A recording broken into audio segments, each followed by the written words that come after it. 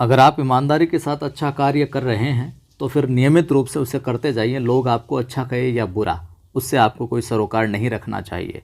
नमस्कार, जय हिंद। मैं हूं आपका दोस्त कवि आदि गणेश। स्वागत करता हूं आप तमाम साथियों का।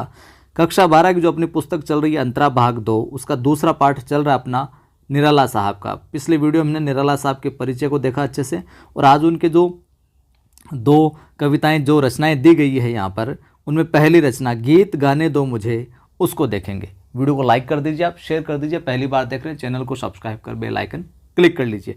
टेलीग्राम चैनल का लिंक आपको डिस्क्रिप्शन में मिल जाएगा।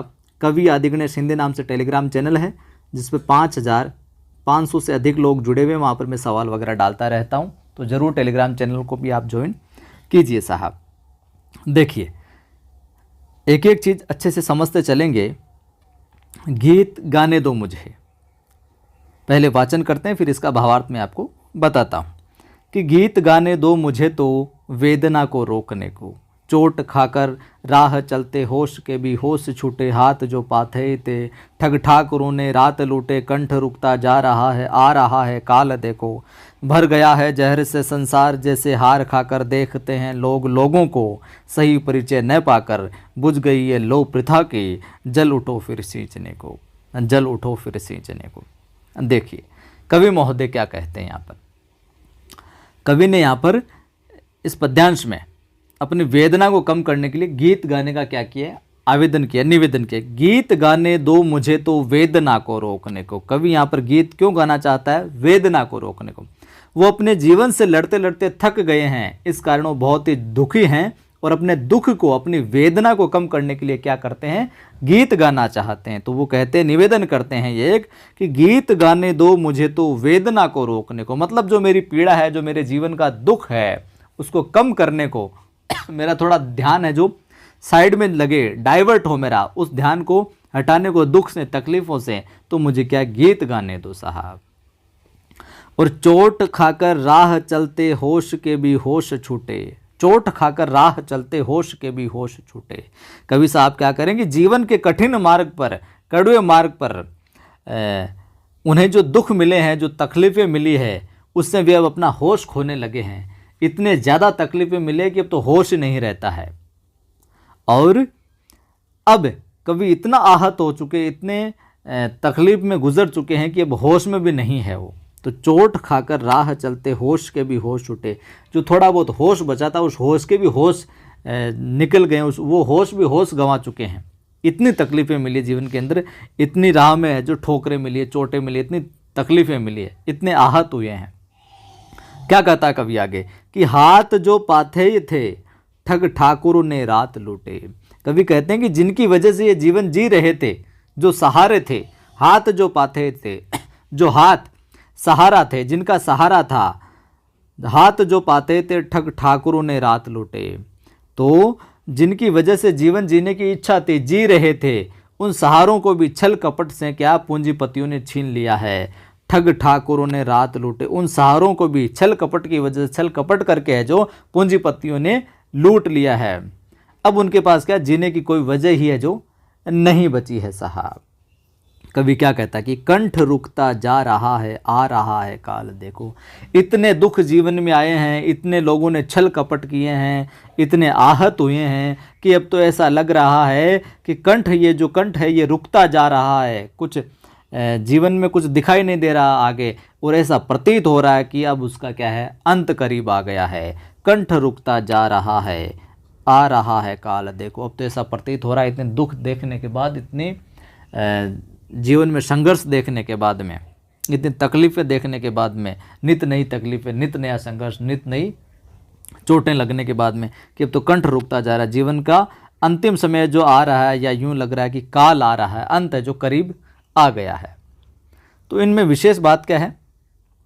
जो संसार के छल प्रपंच है, उनसे क्या कवि जो दुखी होता है, हृदय को पीड़ा होती है। इनके परिवार में कभी कुछ हुआ, कभी कुछ हुआ, लोगों ने छल किया, वो सारी की सारी चीज़ें देखने को मिली।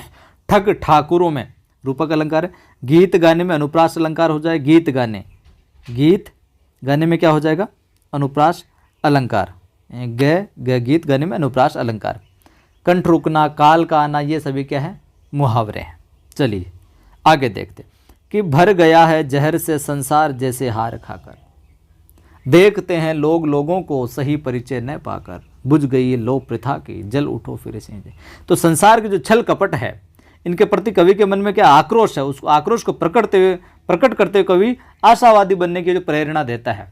और कवि हर जगह जो निराशा नजर आती है तो कवि को हर जगह निराशा नजर आती है और लगता है अब क्या संसार में क्या छल कपट ही है जो रह गया है, उस छल कपट से क्या हार गया। तो भर गया है जहर से संसार जैसे हार खाकर, यानी कि लोग क्या है एक दूसरे को अविश्वास की दृष्टि से जो देखते हैं, वे एक दूसरे को पहचान कर भी अनजान बन जाते हैं। भर गया है जहर से संसार जैसे हार खाकर, और देखते हैं लोग लोगों को सही परिचय न पाकर, यानी कि भर गया जहर से संसार जैसे हार खाकर, संसार में क्या जहर भर गया है, छल कपट भर गया है। और उस छल कपट को आक्रोश को प्रकट करते हुए ये कह रहे हैं कवि कि हर जगह निराशा है जा। और अब तो लगता है कि संसार में क्या छल कपट है, लगता है अब संसार भी छल कपट से हार गया, संसार जैसे हार खाकर, संसार भी छल कपट से जो हार गया है। और देखते हैं लोग एक दूसरे को इस प्रकार से देखते हैं, इस दृष्टि से देखते हैं कि जैसे वो एक दूसरे को पहचान कर भी है जो अनजान बनते हैं, यानी कि ये भी धोखेबाज है, ये भी धोखेबाज, ये भी कहीं छल नहीं कर ले, तो पहचान कर भी अनजान बन जाते हैं सही परिचय न पाकर। और बुझ गई है लो प्रथा की जल उठो फिर सींचने को। अब क्या हो गया है, जो सही परिचय जो नहीं देते, अनजान बन जाते हैं, कुछ बताते पूछते हैं कि कौन हो कहाँ से हो, तो वो सही परिचय की वांटते हैं, ये करते हैं वो करते हैं, कुछ भी है जो सही नहीं बताते। और ऐसा इसलिए हो गया क्योंकि लोगों में क्या भाईचारे की भावना है जो खत्म हो गई, प्रेम भाव है जो खत्म हो गया है, सहयोग की भावना है जो वो खत्म हो गई है, एक दूसरे का सहयोग करने वाली भावना, करुणा की भावना, वो सारे के सारे जो गुण है जो मिट गए हैं।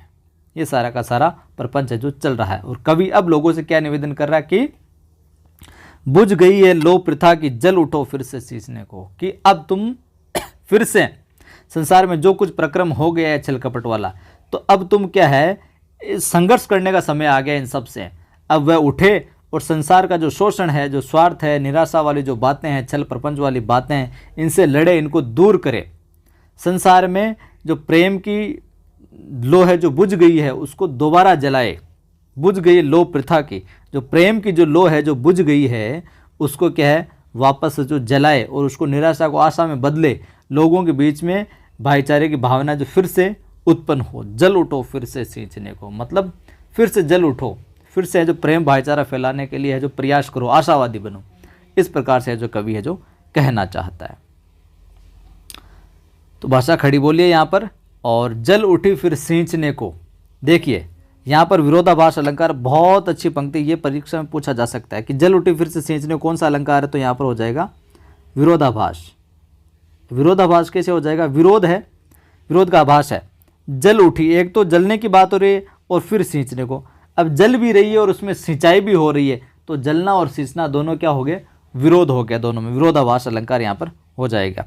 लोगों को यहाँ पर क्या हो जाएगा, अनुप्रास अलंकार हो जाएगा। लोगों को में क्या हो जाएगा, अनुप्रास अलंकार है जो हो जाएगा। जहर बढ़ना, लो बुझना, जल उठना, ये सारे के सारे क्या है, मुहावरे हैं। तो ये था आज के वीडियो में अपना गीत गाने दो मुझे, ठीक है। किसी काम की वजह से ये क्लास कंप्लीट, यानी कि ये चैप्टर एक साथ पूरा नहीं कर पा रहे, मतलब कि सरोज स्मृति वाला जो रचना है, जो गीत है, ये हम नेक्स्ट वीडियो में देखेंगे। ये वीडियो समझ में आया, पाठ समझ में आया तो लाइक कीजिए, शेयर कीजिए, पहली बार देख रहे हैं चैनल को सब्सक्राइब कर बेल आइकन क्लिक कीजिए। और टेलीग्राम चैनल का लिंक डिस्क्रिप्शन में मिल जाएगा, कवि आदिगणेश हिंदी नाम से, जिस पर 5500 लोग जुड़े हुए हैं, उसको आप ज्वाइन कर सकते हैं। और नियमित रूप से जुड़े रहें, जोड़ते रहें, मेरा प्रयास है आपको अच्छे से समझाने का। यहाँ पर ग्रेड 1 और 2 के निःशुल्क रूप से जो क्लासेज चल रही है, और रीट की भी कोई तैयारी कर रहा है तो ऑलमोस्ट सभी क्लासेज आपको प्लेलिस्ट में मिल जाएगी, पहले से क्लासेज डाली हुई। जय हिंद, फिर मिलता हूँ।